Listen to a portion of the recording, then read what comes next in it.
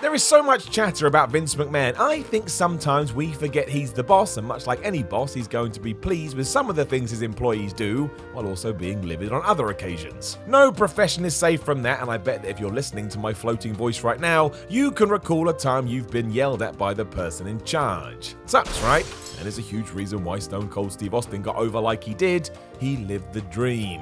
There are some incidents which seem to have a greater reach than others, however, and almost fall into wrestling lore they're so talked about.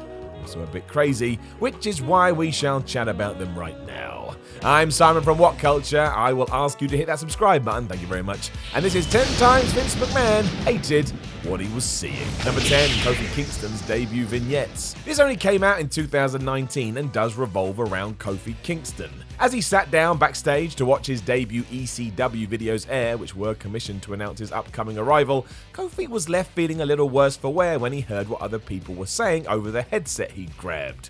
In short, one Vince McMahon was yelling about how rubbish these were and described them as barely passable. That's almost worse than saying they're crap. At least then you know you've hit rock bottom. These were kinda just there, and they were annoying the most powerful man in the wrestling business. Naturally, this made Kingston's heart sink as he worried that his big opportunity was dead and buried, and he got so freaked out about it he thought maybe he was gonna get fired. McMahon basically thought these were goofy and would make Kofi impossible to be taken seriously by the fans. Why then he also decided to have Kingston talk with a fake Jamaican accent, I don't know, but that's WWE for you. Just say those 3 words, stuff just happens. Number 9, WrestleMania 4. WrestleMania 4 has a lot to answer for. The 4th showcase of the Immortals was framed around an event-long tournament, and it was a decision that McMahon would end up regretting and got it in his head that all tournaments are bad. I mean, he wasn't wrong here, to be fair, as a 14-man bracket resulted in just endless matches that bored the fans that night to death. The only time they reacted was when Randy Savage got the surprise win and the title. The whole thing just felt long-winded, even if the initial plan made sense. Doing this allowed Andre and Hulk Hogan to have a rematch, it got the belt on the Macho Man, and also started a story that would see the Mega Powers explode. So there were good ideas here, but it just didn't play out as hoped. None of this was helped by some of the booking, however. For example, Jake Roberts and Rick Rude, who were among some of the best wrestlers in the whole thing, had to go to a 15-minute draw. Not only did that sap the importance of the tournament away, but it sapped the energy out of the audience. You ever think about watching every Mania back-to-back? Ignore this one. You'll miss nothing. Number 8, the women's division. It sounds harsh, but these are what the rumblings behind the scenes tell us. The idea is that Vince McMahon has never really seen the women's division as a draw, which is likely why we didn't see a female main event at WrestleMania till 2019. In Vince's mind, these were bouts to be put between the more serious clashes on the card. It's ridiculous. Alundra Blaze has even spoken out about this and the issues she faced as the champion in the mid-90s. As she fought hard to get things going and even told McMahon to get in the likes of Bull Nakano, Vince just didn't get it. He had a different mindset and nothing was going to get through. This got worse when in late 1995 the whole thing was scrapped, which caused Blaze to leave and go to WCW instead. If you're still not convinced, just remember everything that happened in the Attitude Era. I think that sums it up. Number 7, Kevin Owens versus Chris Jericho at WrestleMania 33. According to Chris Jericho, his match against Kevin Owens at Mania 33 was meant to be the main event with the Universal title on the line. McMahon then changed that when he put that title in Goldberg vs Lesnar instead, leaving Kevin Owens and Y2J to fight over the US Championship. They also got moved to second on the card, which pissed Jericho off so much he cites it as one of the reasons he joined AEW. Didn't feel appreciated. While the pair tried their best too, the odds were against them and it showed. When they got backstage, McMahon straight up told Owens that the match sucked, was too slow, and they didn't win over the fans. Chris was insulted, Kevin was devastated, and the real shame is that if we had stuck to the original plan, Vince likely would have got what he wanted. You can't rip out the core of your concept and then expect to get the same results. Owens and Jericho were put in a bad spot and they did what they could. You can even see McMahon's reaction on the Kevin Owens documentary on the network. It will break your heart. Number 6, WrestleMania 8's World Title match. No one could ever say Randy Savage versus Ric Flair wasn't good old pro wrestling. It was, and if you haven't seen that, change it. You'll enjoy yourself. However, what McMahon took umbrage with was what happened to the Nature Boy's face as the bout went on. Pouring with blood before the fight was over, it happened when Savage hit Flair with a double axe handle off the top, which sent Rick careering into the steel barricade. As soon as he saw the red stuff, Vince lost it and even fined Flair afterwards for ignoring the rules and arranging this in secret. Back then, WWE had a strict no-blood policy. Amazingly, this wasn't the only time it happened on this card. Bret Hart also sneakily added some colour to his scrap, but because he was far more subtle about about it than Flair, he walked away scot-free. Or maybe McMahon was just so mad at the kiss-stealing son of a gun he didn't have any anger left. Yeah, right. For what it's worth, Bret wore this as a badge of honor over the years. He was always able to avoid the cameras when slicing his own head, whereas Rick just carved himself open like a chicken in front of the world. It did add to the emotion of the contest though, so there is that. Number 5, Rhino versus Tajiri at a house show. Yep, you heard that right, this one is weird and must have destroyed both guys' confidence. How could it not? Here is the story. In 2003, McMahon interrupted a house show match between Tajiri and Rhino and cancelled it because he didn't think it was any good. He replaced it with a bikini contest, and all of this sounds horrible. As it turned out, there was also a twist in the tale. Rhino has been very honest about this over the years and said that beforehand he had been told by an agent to sit in a rest hold whenever the fans chanted boring. Clearly Vince disagreed, because when Rhino overworked a headlock, outmarched the boss before he yelled at both when they were backstage.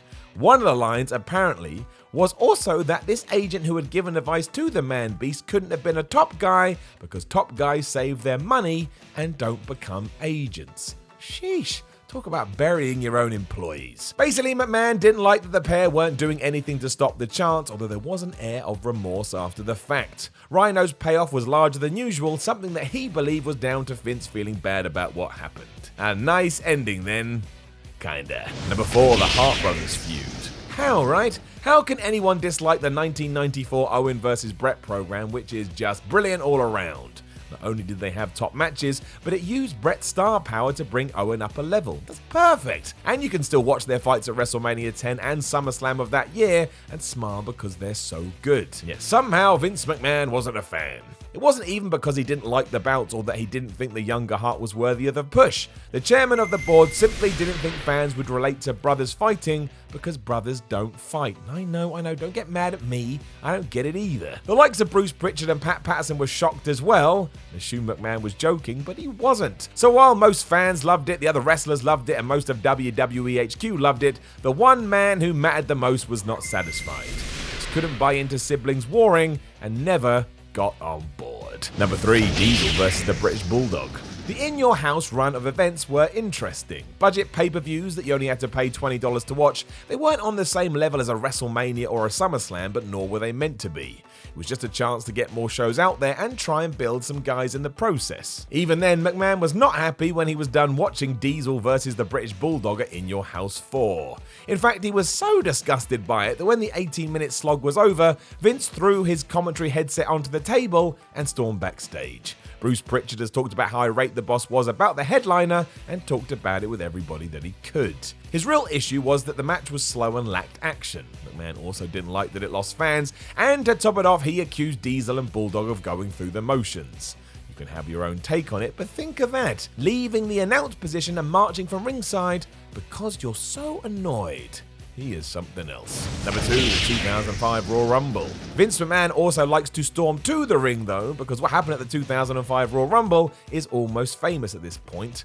Even though it has been discussed so much, it still begs belief. But when John Cena and Batista both hit the floor at the same time during the Rumble in 2005, fans applauded as they thought this was the plan. I mean, how could it not be? It was so well executed, the story must have been for them both to win, or both to lose depending how you see it. Amazingly, it wasn't. Instead, it was one of the most perfect accidents ever, and because nobody knew what to do, McMahon got pissed off again, so burst from behind the scenes and started heading towards the squared circle. He was so mad, however, when he slid into the ring, he blew out both his quads, meaning he sat on the canvas just yelling at these two giant men. No matter how many times you see it, you can't get your head around it. It is so weird. Batista eventually won after a restart, which was meant to happen first time around, and in hindsight, Vince probably regrets doing this. If he had just screamed at people through his headset, he'd be able to walk the next day. Number 1, WCW Raw. It's amazing to think that Raw almost got switched to be a WCW product. That was McMahon's grand plan though when he bought his rival in 2001.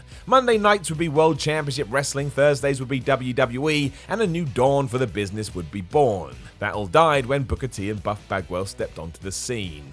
Their match on the 2nd of July Raw was so bad in Vince's eyes that he convinced him to scrap everything. The Washington fans did boo this like they were being robbed, and both WCW stars were treated like a joke. It was a bad night for Booker and basically ended the career of Bagwell, we never really saw him again. From there, all WCW ideas were shelved and the much longed-for invasion angle was dead and buried within 4 months. That one still hurts. The worst part is Lance Storm was also backstage at this Raw and at one point was meant to be put in Buff's place. The audience would have still been after their blood, but there's every chance Booker and Storm could have won them around. Alas, we shall never know. Know of any other times Vince McMahon hated what he was seeing? Make sure you let us know in those comments below, and don't forget to like, share, and subscribe. Then head over to whatculture.com and read yourself some articles, and follow What Culture on Twitter at WhatCultureWWE. My name is Simon from What Culture, the bald asshole, and I'll talk to you when I talk to you.